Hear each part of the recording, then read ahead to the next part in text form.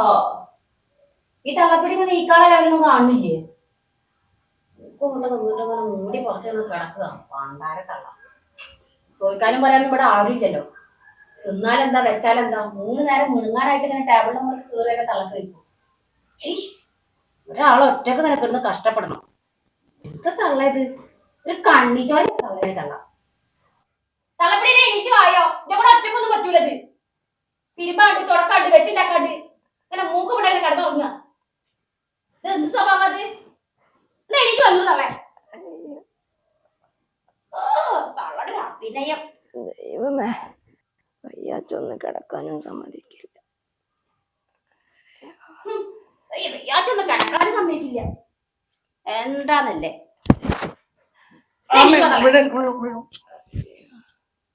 അമ്മേ, വയ്യെങ്കിൽ പിന്നെ ഇവിടെ തന്നെ കിടന്നാ പോരെ? ഈ വയ്യാത്തോടത്ത് നീറ്റ് ഇവിടെ വീണ ആരെന്താ ചെയ്യാ? അവള് പറയുന്നത് കേട്ടില്ലേ? കിടക്കാൻ സമ്മതിക്കില്ല. എന്നാ ഇവിടെ കിടന്നോളേ.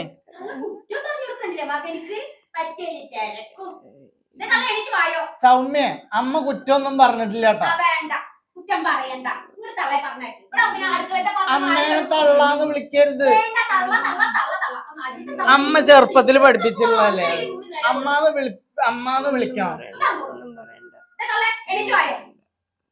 എങ്ങോട്ട് ഇപ്പൊ അമ്മക്ക് വയ്യാത്തോടത്ത് നീറ്റ് എങ്ങോട്ട് വരുന്നേ?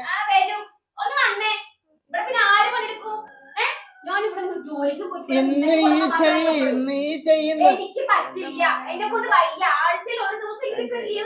എന്നാ ഹോട്ടലിൽ നിന്ന് കഴിക്കാം. ആ, ഞാൻ കഴിക്കാം. എനിക്ക് ഇന്നാള് നീ തന്ന പൈസ ഉണ്ട്. ഞാൻ മുണ്ടുടുത്തുണ്ടല്ലോ. ഞാൻ മന്ദബുദ്ധിയാണ് അമ്മ പറയുന്നൊക്കെ.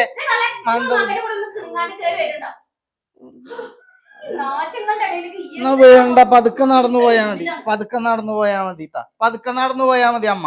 പതുക്കെ നടന്നാ മതി. എന്റെ അമ്മേനെയല്ലേ ഞാൻ നോക്കണേ, നിന്റെ അമ്മേനെയല്ലല്ലോ. നാളികേരം പൊളിക്കാൻ അറിയില്ല. അത് രാമേട്ടൻ വന്ന് പൊളിച്ചോളൂ. തിന്നാതിന് ജീവിക്കാൻ പറ്റും എന്റെ സൗമ്യെ? തിന്നാടെ എങ്ങനെ ജീവിക്കാം അമ്മ? തിന്നാതെ എങ്ങനെ ജീവിക്കാം? തിന്നാടെ എങ്ങനെ ജീവിക്കാം? ഞാൻ ഇനി വൈകിട്ട് 7 മണിക്ക് ഉറങ്ങുള്ളൂ. ഇപ്പൊ ഇനി ഈ ഉച്ചാകുമ്പോ ഉറങ്ങാൻ പറ്റില്ല.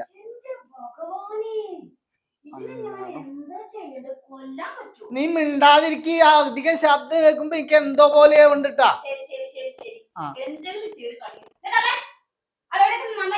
തള്ളേന്ന് വിളിക്കരുതെന്ന് ഞാൻ പറഞ്ഞിട്ടുണ്ട്. പട്ടീന ഇന്നെ എനിക്ക് വയ്യത്.